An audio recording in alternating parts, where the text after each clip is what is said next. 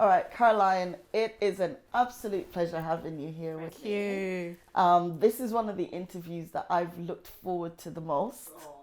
I'm super excited to dig into your life. This is your life. So, I would like you to firstly start by telling me, who is Caroline? Who is Caroline? Caroline is someone that's passionate about people finding their purpose and walking in that. Caroline is somebody that is also a nurturer, a mentor, a sister, a friend, and many of the above. Beautiful.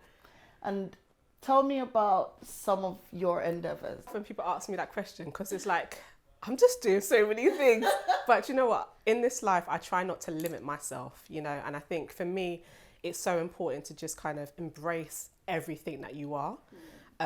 So many people walk around with like gifts and abilities, but they kind of like put themselves in a box, and say, actually, I'm just this, and this is what I'm going to do.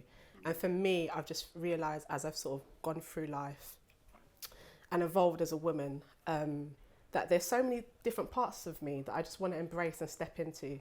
So in terms of the different things or the different strings to my bow, if you like, the main focus at the moment, and actually this year marks 10 years, is She Is You. Yeah, it's crazy, right? It's crazy because I look back and I think about like just the journey, like all the ups and downs, the challenges, the wins, the highlights, the lows. And I'm like, 10 years has come around so quickly, but within that 10 years, so much has happened. But at the core of it is about empowering the next generation of female leaders to thrive in their personal and professional life. Someone as busy as you, with all those strings to your bow, what does work-life balance look like for you? Because I know you're also very big on well-being. Yeah, 100%. Really good question. And I think I definitely haven't arrived. And I don't think we ever arrive, but I'm constantly trying to work towards finding my equilibrium, my balance kind of thing. One of the things that I've really kind of tapped into recently is just having like a community of people who I can lean into for support. And also one of the things that I do is like Sundays for me is my day where I'm just like, you know what? Like everybody leave me alone.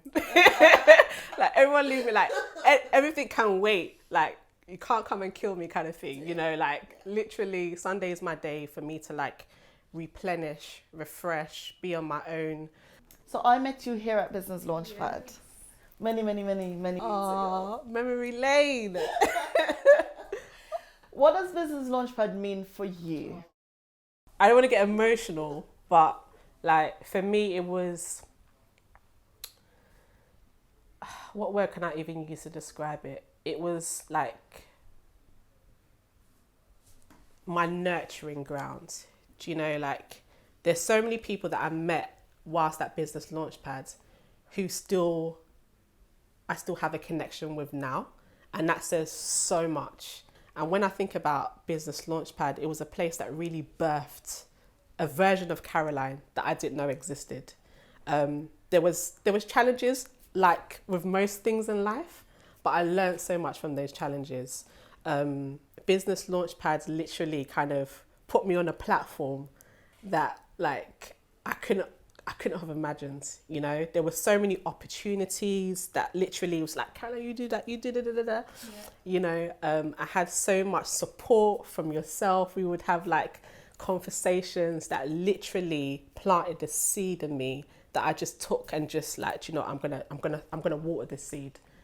What advice can you offer to any young person around both the purpose of networking and how, like, what steps they can take for it to become something that is just a part of their daily?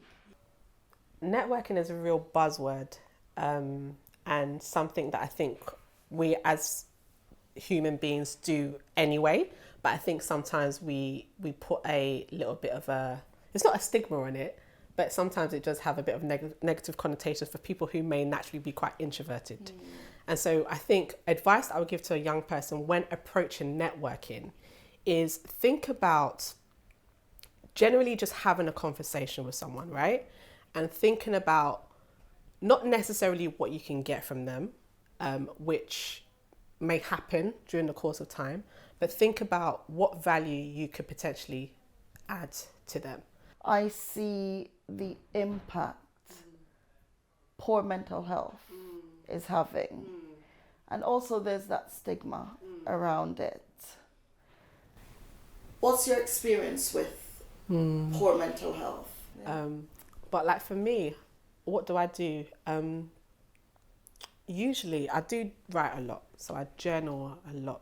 And I know journaling has become a thing, but literally like I just write everything down because for me it helps to process my thoughts and experiences.